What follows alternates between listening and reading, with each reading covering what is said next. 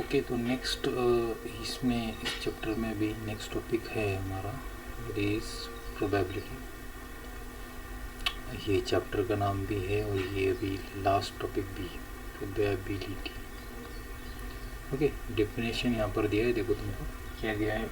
In a mathematical language when possibility of an expected event is express in number, मतलब कि जो भी possibility है, ये हेड गिरने का आधा पॉसिबिलिटी है, टेल गिरने का आधा पॉसिबिलिटी, वो आधा जब न्यूमेरिकली लिखना है तो उसको प्रोबेबिलिटी कहा जाता है। इट इज़ कॉल्ड प्रोबेबिलिटी, मतलब नंबर में एक्सप्रेस किया जाए, मतलब हाफ, आधा मतलब हाफ, इसको बोलते हैं आधा, बरोबर है।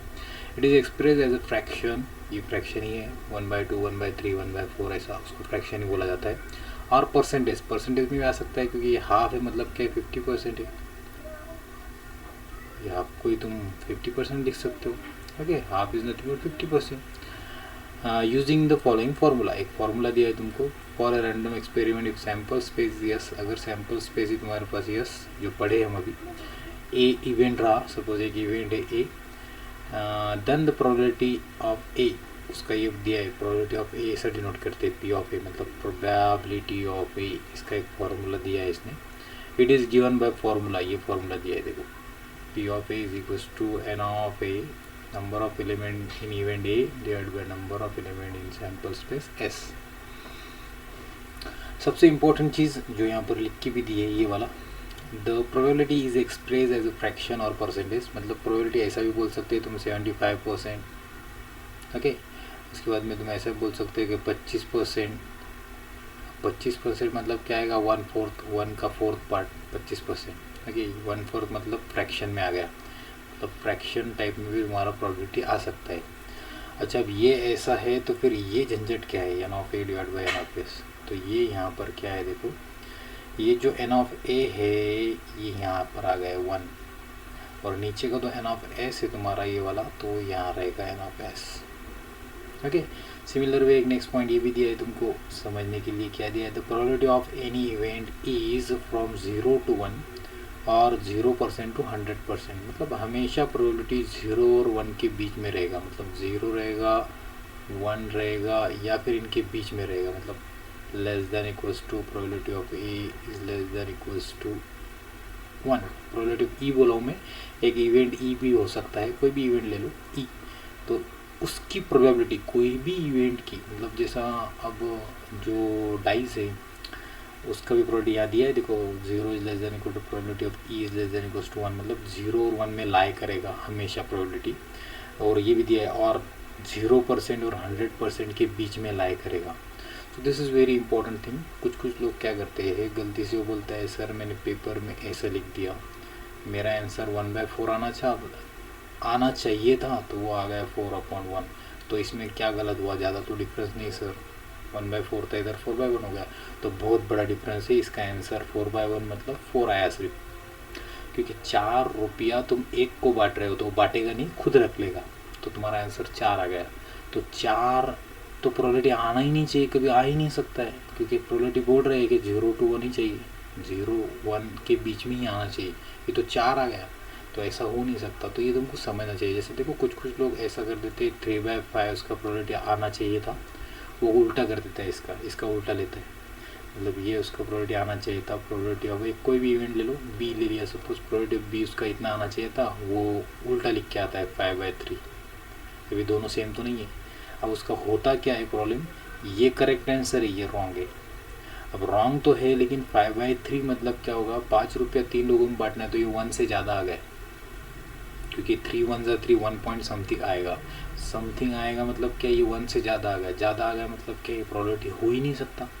तो एक चीज़ इसमें अच्छी वाली क्या है कि हमको लिखते टाइम ये याद रखना चाहिए कि हमारा आंसर अगर 1 पॉइंट समथिंग आ रहा है, ऐसा अगर आ रहा है, तो हमने कुछ तो भी एक तो गलती किया, मतलब तुमको ये बताएगा कि तुम्हारा कुछ तो भी गलती हो गया है, इसलिए ये इम्पोर्टेंट पॉइंट है कि तुम्हारा प्रोबेबिलिटी हमेशा 0 और 1 के बीच में ही लाई करेगा। तुम्हारा आंसर 0 और 1 के बाहर आया, इसका मतलब तुमने कुछ तो भी झंझट किया, कुछ तो भी लफड़ा किया, वो चेक करना कि तुमने क्या गलती की, ठीक है।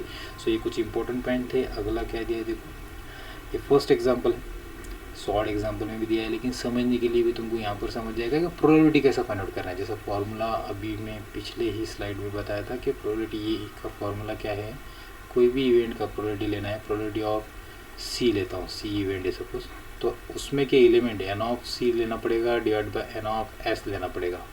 फिर से एन ऑफ सी मतलब number of element in this event C, and ये number of element in sample space, ये पढ़े हैं तुम लोग, इवेंट में के number of element, sample space में के नंबर ऑफ एलिमेंट, ये पढ़े हम प्रैक्टिस सेट 5.3 5.2 वही था, ठीक है।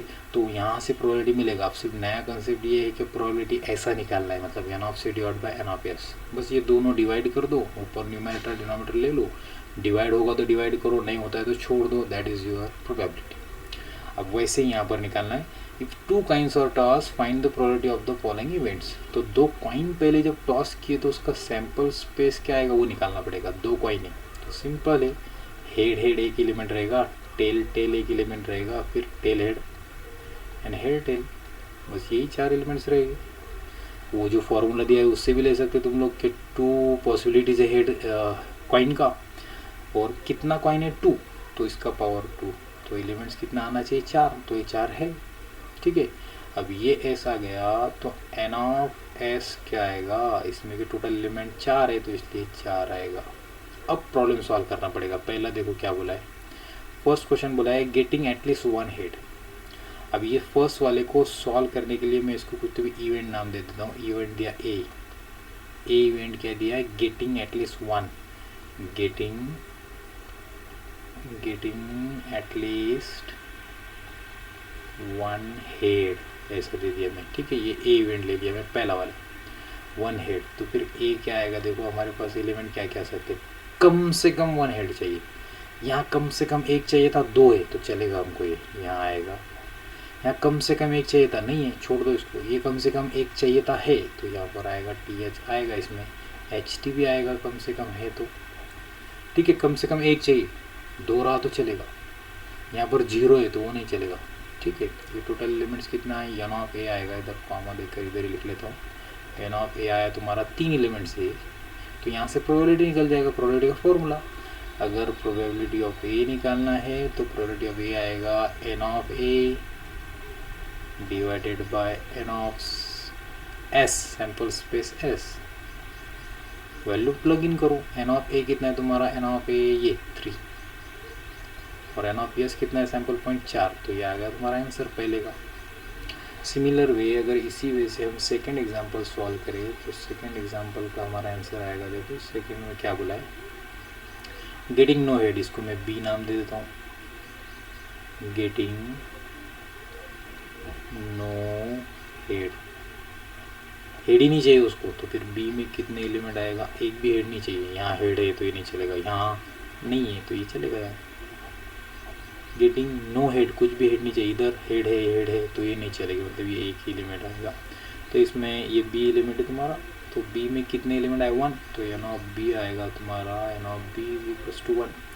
फिर उस फॉर्मूले से प्रोबेबिलिटी ऑफ बी का फॉर्मूला क्या है, प्रोबेबिलिटी ऑफ बी का फॉर्मूला बी अगर रहा तो इधर बी रिप्लेस करो, N of B divide by N of S, तो इधर आएगा N of B divide by N of S, और फाइनल आंसर आएगा तुम्हारा एन ऑफ बी कितना है, ये निकाला है 1, तो ये 1 आएगा यहाँ पर, और एन ऑफ एस कितना है, एन ऑफ एस तो ये आएगा जो सैम्पल स्पेस है 4, तो ये आ गया तुम्हारा 4। अब थर्ड एग्जांपल के लिए हमारे पास जगह नहीं है, तो मैं इधर ये थर्ड एग्जांपल ये अगर लिख लिया होगा तुमने तो यहाँ ले लेता हूँ, ठीक है। तो थर्ड वाला आएगा,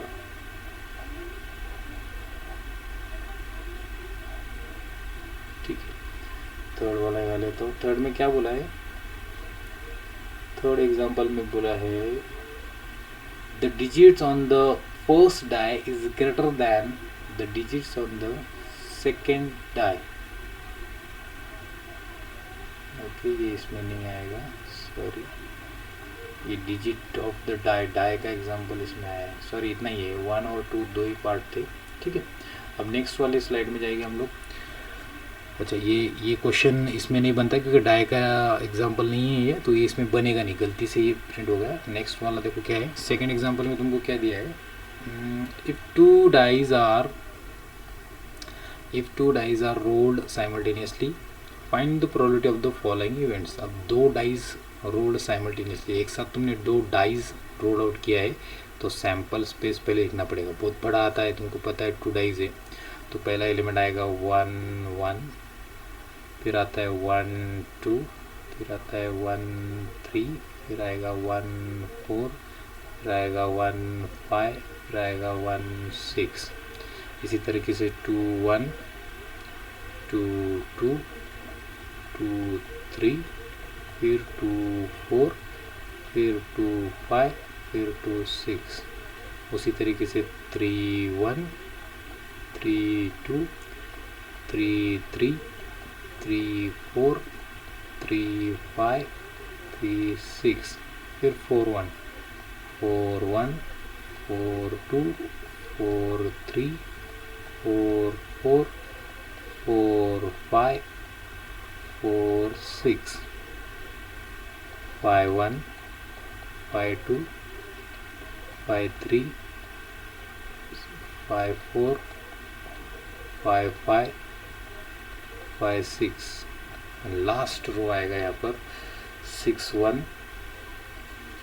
6 1 6 2 6 3 6 4 6 5 6 6। तो टोटल ये एलिमेंट आएंगे तुम्हारे 36।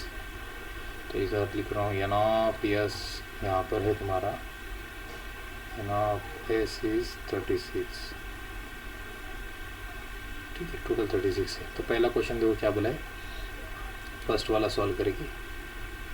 फर्स्ट दिया है कि the sum of the digits on the upper pages is at least 10, कम से कम 10 आना चाहिए, एटलीस्ट 10 से ज़्यादा चलेगा।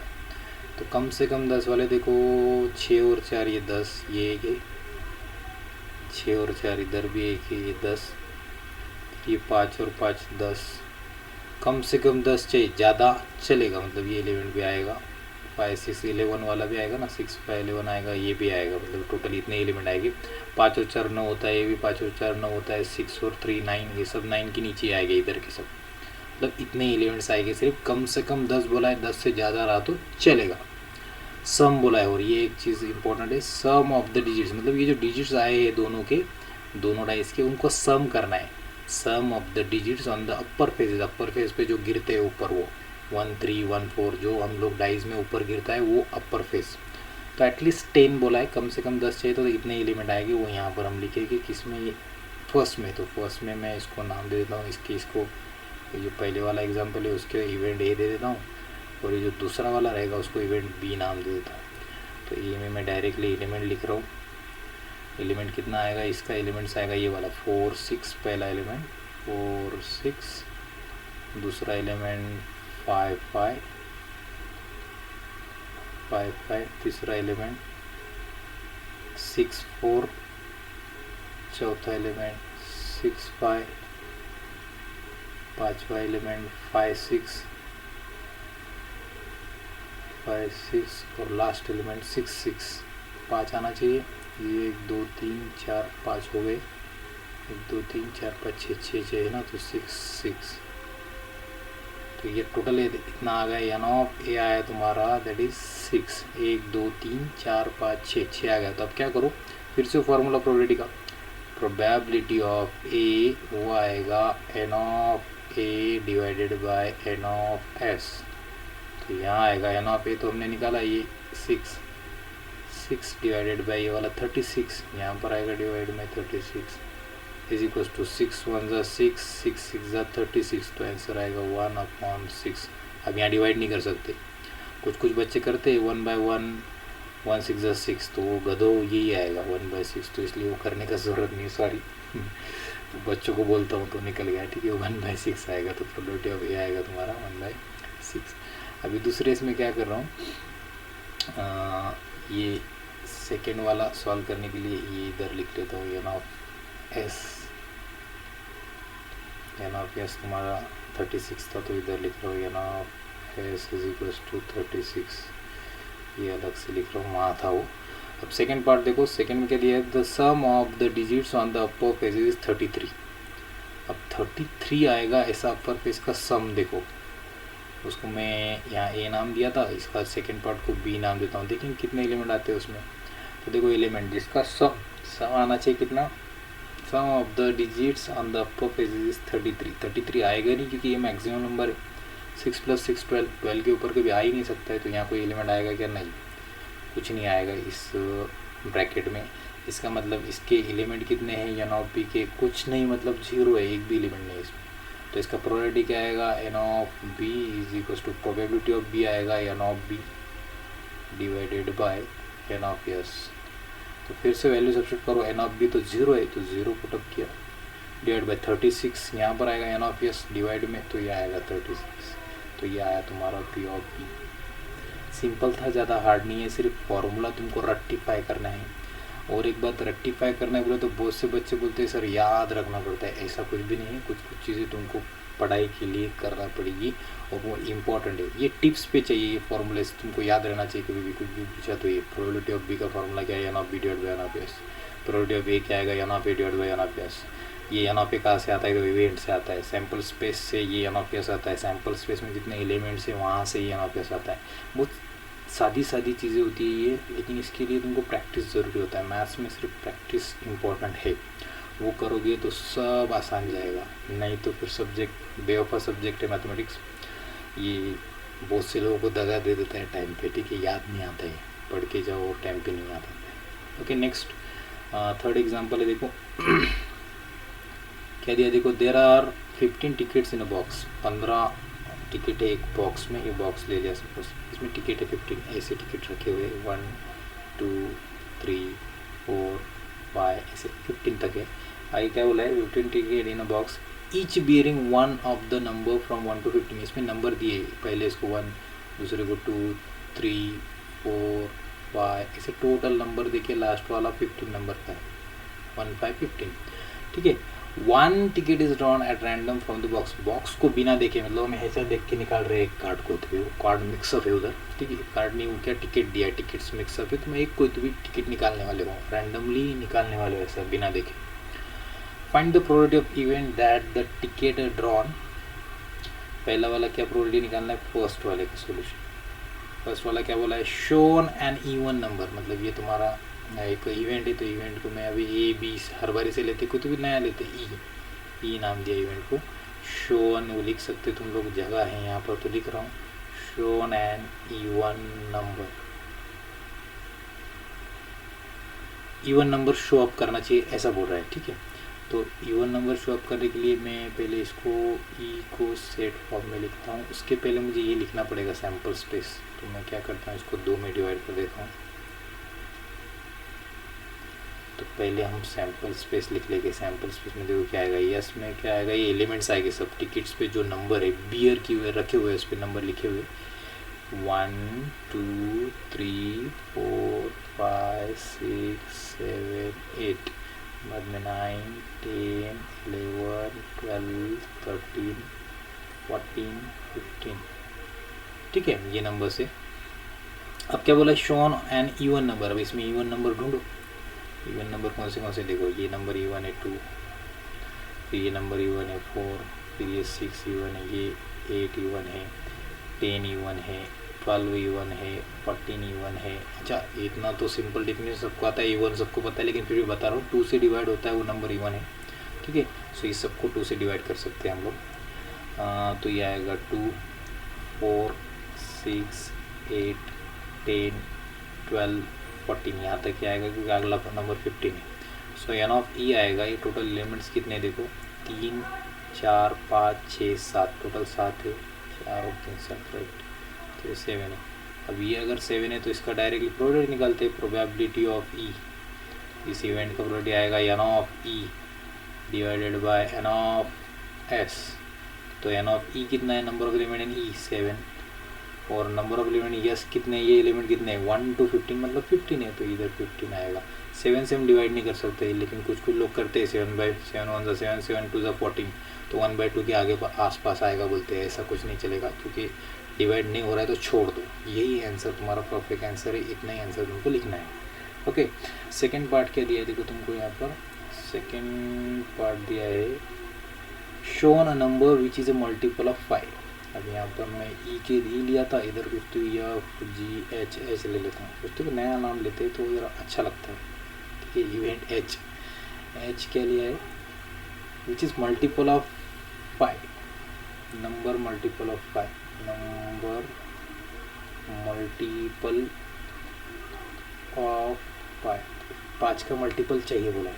ठीक है, 5 का मल्टीपल चाहिए बोला है, तो इधर आएगा h is equals to multiple of 5 क्या आएगा, ये एक एलिमेंट है 5 एक है, 10 एक है और 15 एक है, 3 एलिमेंट आएंगे 5 10 15। तो इधर n ऑफ h आएगा 3 और तुम्हारा इसका प्रोबेबिलिटी आएगा probability of h is equals to n of h divided by n of s। तो ये आंसर आएगा n ऑफ h कितना है तुम्हारा 3 और n ऑफ s कितना है तुम्हारा 15। तो ये आंसर है। 3 के टेबल में आता है कि 3 4 ज़ा 12 3 5 ज़ा 15, तो ये आएगा आंसर 3 1 ज़ा 3 3 5 ज़ा 15, तो 1/5 आंसर आएगा। ठीक है, नेक्स्ट हम देखते हैं इसके बाद में है